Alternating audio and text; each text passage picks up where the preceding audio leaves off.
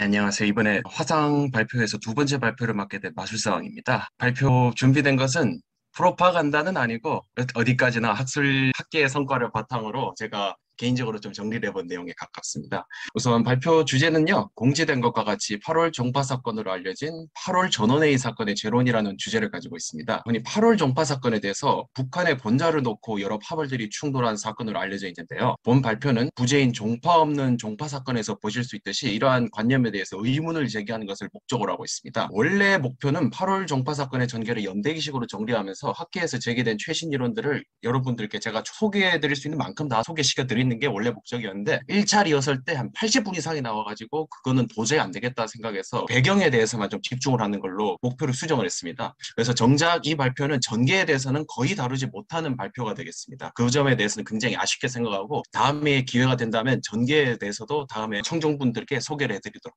하겠습니다. 우선 발표는 크게 세 부분으로 구성되어 있습니다. 첫 번째, 우선 8월 종파 사건에 대해서 모르시는 방청객분들을 위해서 간단한 기초 배경 지식을 설명해 드린 다음에 종파 투쟁은 존재했는가 단락에서 56년 이전 북한의 주요 숙청사와 정책 결정 과정을 살펴봄으로써 종파 간의 대립 구도가 실존했는지를 확인할 거고, 그 다음에 여기서 나온 결론을 바탕으로 종파는 존재했는가 단락을 통해서 소련계와 연한계 간부 관계를 재검토하므로 종파의 실체가 없었으며 종파 혐의는 김일성 급조한 것이라는 것을 지적할 예정입니다. 본론에 들어가기 앞서 방청객분들이 이해를 돕기 위해서 8월 종파 사건이 대체 무슨 사건인지에 대한 개론적 설명, 그리고 북한의 공식 입장과 학계의 기존 설명에 대해서 간략하게 말씀드리도록 하겠습니다. 8월 종파 사건이란 1956년 8월 말에 개최되었던 조선노동당 3기 2차 전원회의에서 8월 그룹이라 불리는 반김일성 연합이 김일성에게 저항한 유일무이한 반김일성 당내 투쟁 사건을 의미합니다. 굉장히 중요한 사건이라서 지금 조수룡 교수님의 경우에는 북한 역사상 제1대 사건이라고 표현하기도 하셨습니다. 현재 김일성의 손자인 김정은이 지금까지도 북한을 다스리는 걸 보면 알 수 있겠지만 김일성이 8월 그룹의 도전을 물리치는 데 성공했습니다. 반김일성 연합은 숙청당하거나 운이 좋은 극소수만 왜곡으로 망명할 수 있었는데요. 김일성은 당과 군에서 수천 명의 간부들을 제거하는 대숙청을 감행했고 북한의 혁명 전통을 완전히 자신의 것으로 독점하게 됩니다. 그렇다면 북한에서는 8월 종파 사건을 어떻게 규정했을까요? 공식적으로는 반당 업무의 군사정변으로 규정하는데 87년에 나온 조선통사를 보면 아예 친미 부르주아 공화국을 세우려는 반사회주의 쿠데타였다고까지 폄훼를 하고 있습니다. 그리고 사건을 주도한 8월 그룹에 대해서는 종파 도당이라고 설명하는데, 그럼 종파란 북한에서 정확히 어떤 것을 의미하는지 좀 살펴볼 필요가 있습니다. 북한의 대중정치용어 사진에 따르면 사리사욕의 누림은 부르주아 반당 분열주의자들이라고 합니다. 종파 사건이라는 용어 자체가 멸칭인 겁니다. 이 때문에 한 1998년에 백준기 교수님의 문제 제기를 시작으로 객관적인 용어인 8월 전원회의 사건으로 대체하자는 학자분들이 있습니다. 근데 일단 본 발표에서는 좀 흔히 알려진 용어인 종파 사건으로 일단 지칭을 하도록 하겠습니다. 그럼 학계에서는 이 사건을 어떻게 봤는지를 설명해 드리도록 하겠습니다. 우선 북한에서 소련파, 연안파, 빨치산파, 남로당파 등 다른 혁명 배경을 바탕으로 한 4개의 파벌들이 대립하고 있었다는 것을 기본 전제로 합니다. 그리고 6.25 전쟁이 끝난 후 연안파와 소련파가 경공업과 농업을 중시하고 있었는데 김일성 이를 무시하고 중공업 노선을 강행했고, 이에 반발한 연안파와 소련파가 56년에 스탈린 격하에 부안해동하여 김일성을 축출하기 위해서 종파 사건을 일으켰다는 것이 기존의 설명이었습니다. 아마 종파 사건에 대해서 들어보신 분들도 이 정도로 이해하시는 분들이 많을 겁니다. 그런데 결론을 미리 말씀드리자면 이는 북한의 공식 설명을, 북한에 대한 자료가 부족했기 때문에 그대로 받아들였던 결과라고 할 수 있습니다. 왜 그랬는지는 지금부터 차차 살펴보도록 하겠습니다.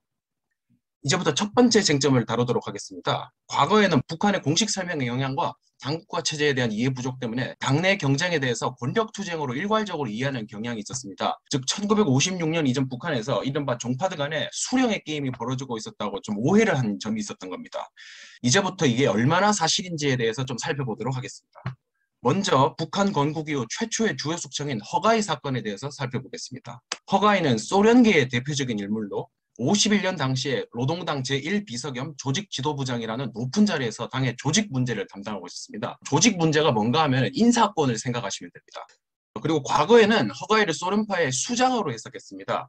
그런데 허가이와 김일성의 충돌은 종파 간의 싸움이 원인이 아니라 대종정당을 건설하고 싶었던 김일성과 소련처럼 엘리트 전위정당을 건설하고 싶었던 허가이의 당 건설 노선의 차이에서 기인한 것으로 해석됩니다. 여기에 대해서 간단히 부연을 드리자면 허가이의 경우에는 조선노동당 당원이 이미 너무 많기 때문에 60만 명 중 45만 명은 쫓아내야 한다고 주장했습니다. 그래서 김일성은 더 늘려야 하는데 오히려 45만 명을 쫓아내야 한다고 하니까 크게 반발을 했고 결국 숙청을 당하게 됩니다. 허가이가.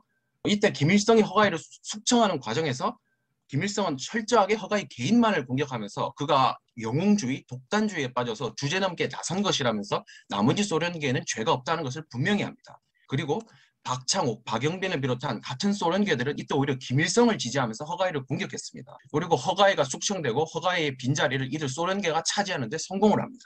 그리고 다음으로는 11개 실력자 박유루 숙청에 대해서 살펴보도록 하겠습니다. 박일우와 방호산 등은 11개의 군인들로 6.25 전쟁 때 개입한 중공군을 등에 업고 조중연합사령부 부정치위원 및 사단장 등을 지내면서 큰 힘을 가지게 된 사람들입니다. 이 때문에 김일성은 중국을 등에 업고 거들먹거린 이 사람들을 굉장히 미워했습니다. 그래서 53년 이 사람들을 좌천을 시켰다가 55년에 완전히 숙청을 합니다. 그런데 이들을 숙청할 때도 허가이 때와 굉장히 비슷한 양상이 반복이 됩니다. 우선 박일우에게 일단은 종파주의자라고 죄목을 뒤집어 씌웠습니다. 그런데 여기서 종파주의자란 11개를 지칭하는 게 아니라 김일성의 군권을 위협하던 소그룹 군인들만을 지칭하는 단어였습니다. 오히려 김일성은 중국에서 온 동무들은 대부분 박유루를 자신의 대표로 보지 않고 반당분자로 잘 비판했다라면서 11개 대부분을 박유루의 혐의로부터 자유롭게 해주었습니다.